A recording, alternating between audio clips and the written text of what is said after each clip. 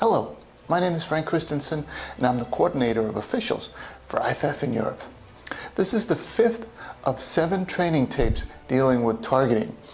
And today we're looking at hits on the passer. So right after typically the quarterback throws the ball, he is deemed defenseless, and we're going to look at a few examples of passes and hits on him right after. And we'll look at, what we need to look at in these situations. But before we get to the game film, let's have a look to see what the rulebook and the MOFO have to say on this topic. In the rulebook, we go to 2:27:14. A defenseless player is one who, because of his physical position and focus of concentration, is especially vulnerable to injury. When in question, a player is defenseless. Examples of defenseless players include, but are not limited to: A player in the act of or just after throwing the ball, which is also the focus area of this training tape. B, a receiver attempting to catch a forward pass or in position to receive a backward pass, or one who has completed a catch and has not had time to protect himself or has not clearly become a ball carrier. C, a kicker in the act of or just after kicking a ball or during the kick or the return. D, a kick returner attempting to catch or recover a kick, or one who has completed a catch or recovery and has not had time to protect himself or has not clearly become a ball carrier. E, a player on the ground. F, a player obviously out of the play. G, a player who receives a blindside block. H, ball carrier already in the grasp of an opponent and whose forward progress has been stopped. I, a quarterback anytime after a change of possession. And finally J, a ball carrier who has obviously given himself up and is sliding feet first.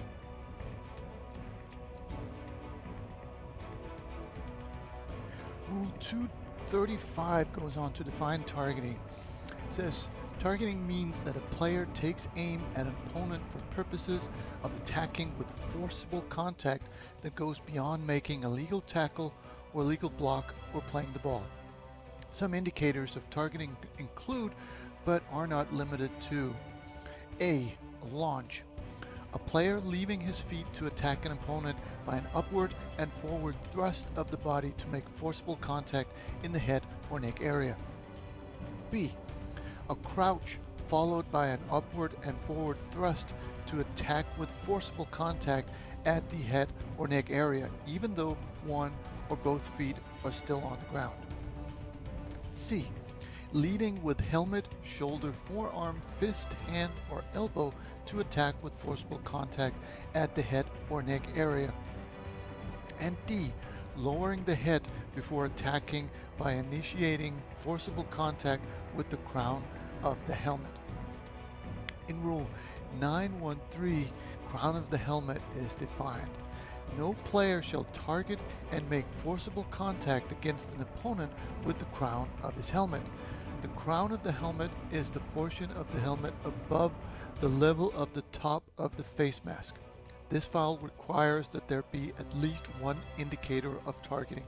When in question, it is a foul. And 914 says, no player shall target and make forcible contact to the head or neck area of a defenseless opponent with the helmet, forearm, hand, fist, elbow, or shoulder. This foul requires that there be at least one indicator of targeting. When in question, it is a foul. In the MOFO, we go to penalty administration in the points of emphasis. 131E says, if your flag is for targeting, you must have direct verbal communication with at least one other official prior to reporting the foul to the referee. And we finish off in penalty administration under calling fouls. 1911. Number 8 says, if your flag is for targeting, you must have direct verbal communication with at least one other official prior to reporting the foul to the referee. Rarely does targeting occur when there are not multiple views of the action. Because the penalty involves mandatory disqualification, we require this communication to reduce the risk of an incorrect call. And that was the book. Now let's have a look at some game film.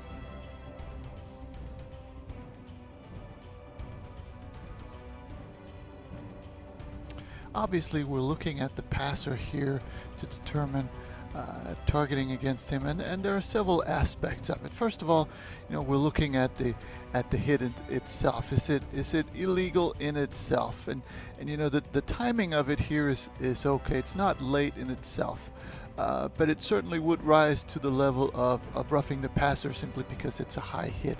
Now, once we determine that, now we have to decide, is this forcible enough to be targeting with the roughing the passer? So we've got the passer, so he's defenseless.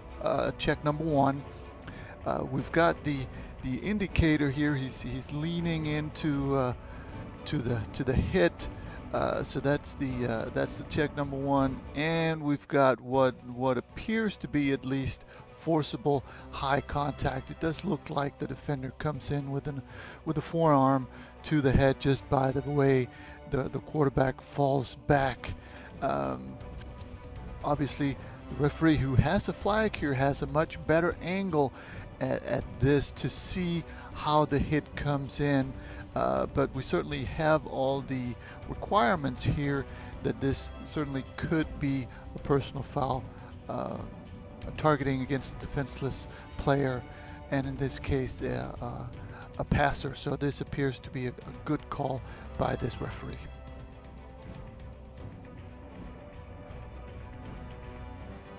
The second play is a good illustration that it doesn't have to be a forward pass for the quarterback to be a passer. Here it's a backward pass, but he is still defenseless right after he throws the ball. So a pass thrower doesn't have to be a forward pass thrower. So here we've got, right now he's defenseless.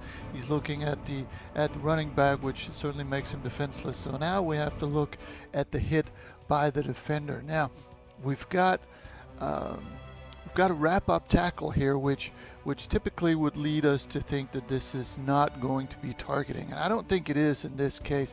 But just because it's a wrap-up tackle doesn't mean that we couldn't still have forcible high hit to the helmet, and there certainly appears to be helmet-to-helmet contact here.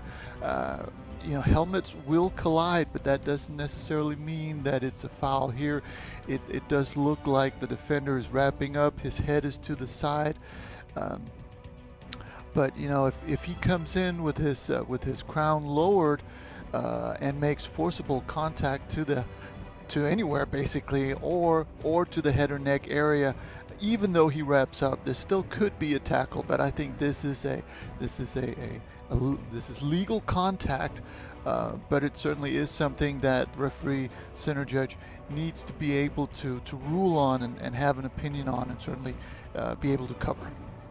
And that was this short training tape. I hope it made sense, and I hope you found something you can use on the field.